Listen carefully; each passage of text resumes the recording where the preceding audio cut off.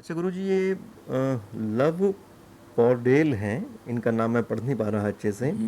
इन्होंने ये पूछा है कि हमारे यहाँ सनातन परंपरा में स्पेस और टाइम का कंसेप्ट क्या है, कैसा कंसेप्ट है?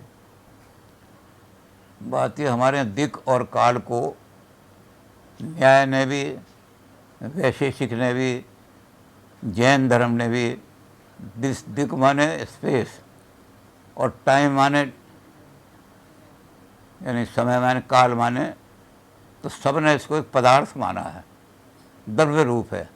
और पदार्थ का मतलब ये है कि ये संसार को निर्माण करने वाला एक तत्व है।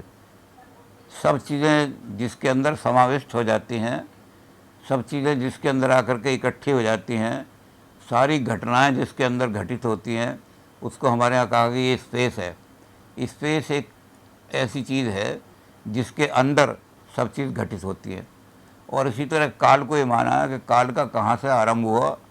काल जैसे आजकल तो लोग ये कहते हैं कि घटना का होना, व्हाइट हेड कहते हैं कि घटना का होना, एक घटना और दूसरी घटना के बीच का जो समय है वो काल को टाइम कहलाता है। अगर घटनाएं होनी बंद हो जाए तो टाइम नहीं रहेगा, ख़त्म हो जाएगा।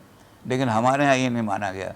हमारे यहाँ ये माना गया कि टाइम तो रहेगा ही रहेगा, घटनाएं हों या ना हो, उस टाइम के अंतर्गत घटनाएं होंगी, एक टाइम और दूसरे के बीच में, और टाइम उन घटनाओं से परे रहेगा।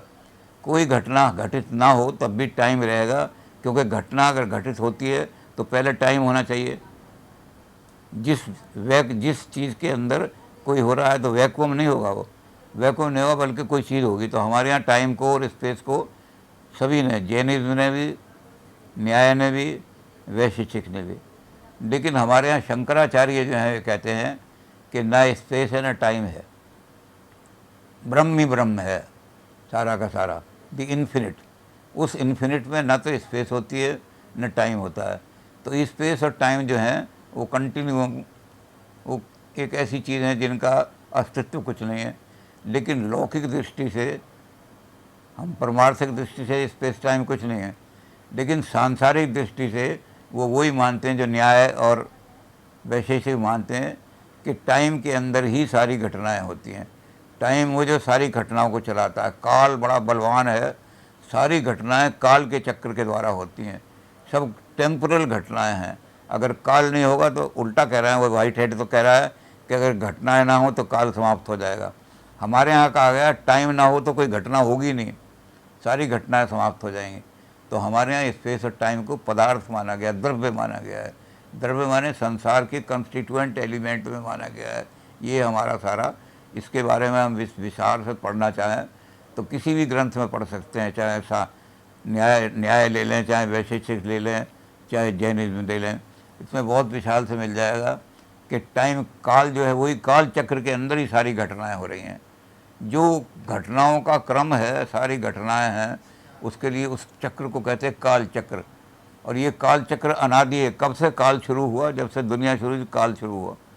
जब दुनिया नहीं थी, सृष्टि नहीं थी, इसलिए ब्रह्म को उन्होंने कहा कि ब्रह्म अकाल है, वो टाइम के बियॉन्ड है। टाइम से पहले जब टाइम नहीं था, चक्र नहीं था, काल चक्र, तब भी ब्रह्म था।